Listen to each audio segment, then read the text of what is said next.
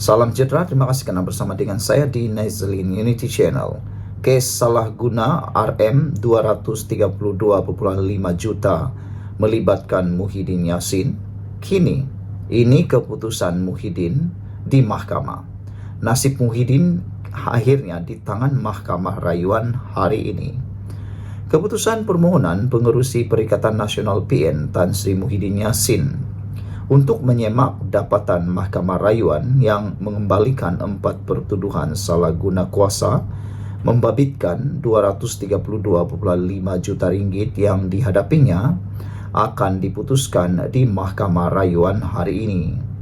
Ia akan diputuskan oleh panel 5 hakim dipengerusikan Datuk Aziza Nawawi bersama-sama Datuk Ruzima Ghazali, Datuk Ahmad Zaidi Ibrahim, Datuk Azman Abdullah dan Datuk Azhari Kamal Ramli. Pada 15 Ogos tahun lalu, Mahkamah Tinggi Kuala Lumpur melepaskan dan membebaskan Muhyiddin, 77 tahun daripada 4 tuduhan menggunakan kedudukannya untuk rasuah 232,5 juta bagi bersatu. Hakim Datuk Muhammad Jamil Husin membuat keputusan itu selepas membenarkan permohonan Presiden Parti Bersatu Pribumi Bersatu Malaysia itu untuk membatalkan tuduhan terbabit. Ini kerana 4 pertuduhan itu didakwa tidak mendedahkan kesalahan mengikut Seksyen 23 dalam kurungan 1 Akta Suruhanjaya Pencegahan Rasuah Malaysia SPRM. Bagaimanapun, pada 28 Februari lalu, panel 3 hakim di Mahkamah Rayuan mengarahkan kes itu dikembalikan ke Mahkamah Session untuk tindakan lanjut selepas membenarkan rayuan pendakwaan. Saudara-saudara sekalian, apa pendapat anda untuk keputusan kes Muhyiddin membabitkan kes salah guna kuasa 232,5 juta ringgit yang dihadapi beliau ini? Mampukah Muhyiddin menang dalam kes ini? Semuanya akan terjawab hari ini. Yang lebih menariknya ialah isu ini telah menjadikan Muhyiddin kini di dalam kluster mahkamah. Kalau sebelum ini Muhyiddin seringkali Parti Bersatu maupun mana-mana kerajaan ataupun parti-parti yang ada di Malaysia seringkali menggunakan ejekan kepada UMNO dan Barisan Nasional berkait dengan kluster mahkamah. Tapi kini, bukan sahaja Parti Barisan Nasional UMNO yang menghadapi isu kluster mahkamah, tetapi kini termasuklah Parti PAS. Parti PAS juga sekarang terpalit dengan beberapa isu berkait dengan kes mahkamah. Saudara, sekian dulu untuk kali ini. Jangan lupa tinggalkan komen anda, tekan butang subscribe. Salam sejahtera, terima kasih kerana bersama dengan saya di Nazlin Unity Channel. Bersatu, Muhyiddin Yassin kini dalam kritikal. Manakan tidak, kelihatan sekarang PAS seolah-olah bakal mengambil alih kepimpinan Perikatan Nasional. Dengan pendedahan seperti ini, nampaknya Muhyiddin Yassin Parti Bersatu sudah tidak mempunyai tempat taring lagi untuk menunjukkan kepimpinan dalam Perikatan Nasional. Mau bercakap untuk Muhyiddin Yassin menjadi Perdana Menteri buat kali kedua, itu kini seakan-akan menjadi mimpi yang tidak akan tercapai lagi. Karena PAS sekarang sudah mempunyai senarai calon Perdana Menteri yang boleh dikata layak dan memang boleh diangkat. Rata-rata penganalisis politik meramalkan Muktamar PAS kali ke-70 yang bermula hari ini akan membangkitkan isu PAS mengambil alih kepimpinan Pakatan Pembangkang Perikatan Nasional PN. Ahli Majlis Profesor Negara Azmi Hassan berkata, waktu untuk PAS mengambil alih jawatan Ketua Pembangkang sudah tiba.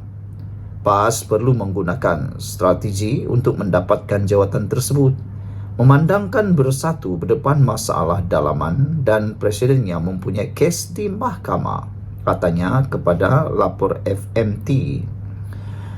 Ketua Pembangkang sekarang ialah Datuk Hamzah Zainuddin yang juga adalah Setiausaha Agung Parti Bersatu. Perikatan Nasional diketuai oleh Presiden Bersatu Tan Sri Muhyiddin Yassin yang berdepan tuduhan di bawah akta hasutan kerana mempersoal kewibawaan agung ke-16 dalam pelantikan Perdana Menteri ketika kempen pilihan raya negeri kecil Nenggiri. Penganalisis Zairini Azmi dari Universiti Sains Malaysia juga senada dengan Azmi dalam isu ini. Muktamar PAS ke-70 berlangsung mulai hari ini sehingga 15 September di Kerdau, Temerloh, Pahang. Saudara-saudara sekalian, dengan pendedahan dan juga pembongkaran seperti ini, nampaknya Parti Bersatu kini dalam bahaya besar. Kalau benar PAS mengambil alih kepimpinan dalam Perikatan Nasional, maka makin bahaya dan makin tergugatlah kekuatan Parti Bersatu. Buktinya ketika pilihan raya Nenggiri, calon pada Parti Bersatu adalah seakan-akan ditentukan oleh PAS. Senarai calon yang dicalonkan oleh Parti Bersatu telah ditolak oleh PAS dan dicalonkan pula calon daripada PAS yang celup. Itu belum PAS mengambil alih kepimpinan Perikatan Nasional. Bayangkan kalau PAS dah mengambil alih kepimpinan Perikatan Nasional, sejauh mana Parti Bersatu masih mampu bercakap dan sejauh mana Parti Bersatu masih boleh bernafas. Yang pastinya kepimpinan Muhyiddin Yassin kini mula dipersoalkan. Seakan-akan beliau sudah tidak lagi relevan. Yang pastinya, adakah Hamzah Zainuddin yang akan mengambil alih pula kepimpinan daripada Muhyiddin Yassin, memandangkan Muhyiddin Yassin sekarang ini dalam bahaya berkait dengan tuduhan akta hasutan kerana mempersoal kewibawaan agung selain daripada kes-kes mahkamah beliau yang lain. Sekian dulu untuk kali ini, tinggalkan komen Anda. Salam jederat, terima kasih kerana bersama dengan saya di Nazilin Unity Channel. Pagi ini kita dikejutkan dengan satu lagi isu panas berkaitan dengan isu halal yang makin menjadi luar biasa.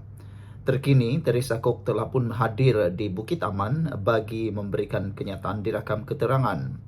Ada netizen kata, terutamanya yang menyokong DAP dan juga menyokong isu ini, mereka kata, mengapa perlu Teresa Kok disiasat oleh polis? Ada juga yang mengatakan seperti Guan Eng. Guan Eng kata, kes ini bukan 3R. Ini hanya penyataan pendapat berkait dengan sejauh mana keperluan semua restoran mempunyai sijil halal. Ada netizen yang kata, mereka kata, kenapa perlu diwajibkan? Bukankah itu hanya untuk sukarela? Ada juga setiausaha politik Anwar Ibrahim, Perdana Menteri Malaysia, juga telah mengeluarkan kenyataan supaya isu ini dihentikan dan isu sijil halal ialah secara sukarela dan bukan secara paksaan diwajibkan.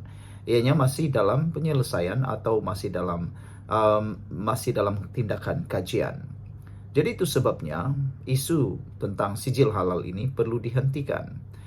Namun demikian, dalam sinar harian hari ini, satu isu yang perlu kita ambil perhatian ialah dalam dunia politik pun ada adab.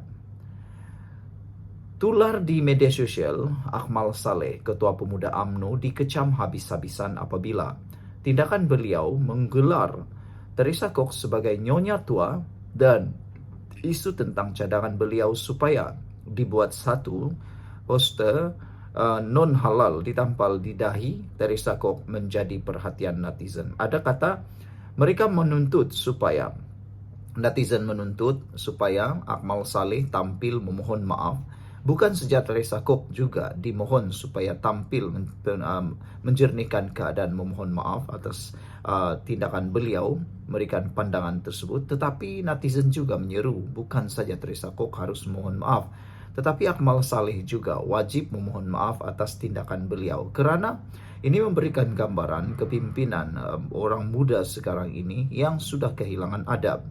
Ada yang bertanya, di mana adab nilai seorang Melayu yang dianggap tinggi?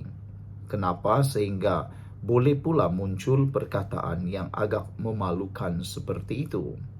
Mungkin banyak orang tidak setuju dengan pandangan ahli parlimen seputih, Teresa Cook, tentang isu persijilan halal yang dicadangkan oleh JAKIM. Teresa Cook mungkin mewakili pandangan para pengusaha makanan bukan Melayu. Oleh yang demikian, itu hak beliau menyatakan pendirian. Banyak juga pandangan daripada ahli-ahli akademik. Termasuklah Tajuddin, seorang pemikir di Malaysia. Beliau mengatakan, Teresa Cook mungkin tersilap di dalam memberikan pandangan itu. Dia kata patutnya yang beri pandangan itu adalah orang daripada DAP yang berbangsa Melayu dan Islam. Tetapi kesilapannya apabila Teresa Cook cepat memberikan pandangan. Namun beliau kata beliau juga muak untuk memberikan nasihat kepada Akmal Saleh atas ketindakan Akmal Saleh yang banyak kali buat silap. Ada juga yang mengatakan bahawa Akmal Saleh sepatutnya tampil mohon maaf. Dan laporan terkini dalam media, Teresa Cook sedang mempertimbangkan untuk mengambil tindakan undang-undang terhadap Akmal Saleh. Jadi sekarang ini Akmal Saleh mungkin dalam bahaya pula. Dan lebih teruk lagi, sejauh mana isu ini boleh mempengaruhi keputusan dalam PRK Dun Mahkota Iskandar Mahkota di Johor.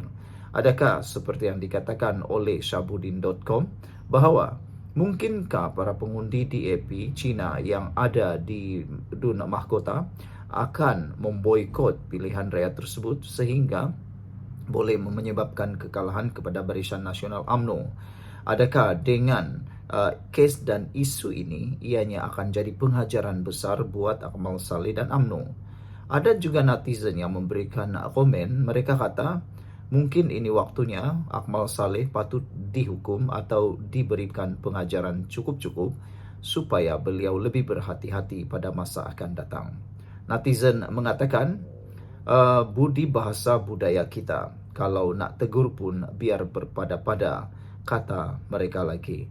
Kerana itu akan jadi teladan dan ikutan pada anak-anak muda yang lain. Sekian untuk kali ini, jangan lupa tinggalkan komen Anda.